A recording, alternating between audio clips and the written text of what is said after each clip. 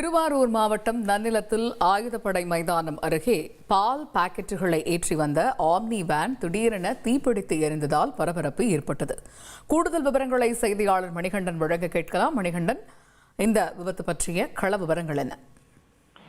வணக்கம். திருவாரூர் மாவட்டம் நன்னிலம் வட்டத்திற்குட்பட்ட மூலமங்கலம் பகுதியைச் சேர்ந்த ரமேஷ்குமார், வயது 40 என்பவர் நன்னிலம் பகுதியில் இயங்கி வரும் விக் என்பவருக்கு சொந்தமான தனியார் பால் ஏஜென்சியில் இருந்து பால் பாக்கெட்டுகளை மாருதி ஆம்னி வேனில் ஏற்றிக் கொண்டு நன்னிலத்தில் இருந்து கூத்தாநல்லூர் வரை கடைகளுக்கு பால் பாக்கெட் டெலிவரி செய்து வருகிறார்.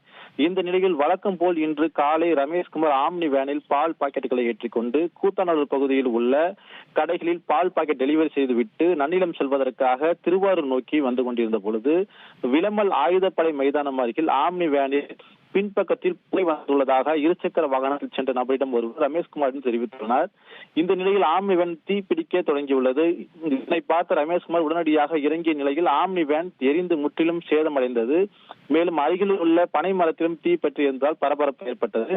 அதனைத் தொடர்ந்து அங்கிருந்தவர்கள் திருவாரூர் தீயணைப்புத் துறையினருக்கு தகவல் தெரிவித்தனர். உடனடியாக சம்பவ இடத்திற்கு வந்த தீயணைப்புத் துறையினர் தீயை அணைத்து கட்டுக்குள் கொண்டு வந்தனர். இந்த இருந்த போதும் ஆம்னி வேனில் இருந்த பால் பாக்கெட்டுகள் அனைத்தும் கருகி போய்விட்டனர். ஆம்னி வேனில் தீ பற்றியுடன் துரிதமாக ஓட்டுநர் இறங்கியதால் உயிர் சேதம் தவிர்க்கப்பட்டுள்ளது. இது குறித்து திருவாரூர் தாலுகா காவல்துறையினர் வழக்கு பதிவு செய்து விசாரணை மேற்கொண்டு வருகின்றனர்.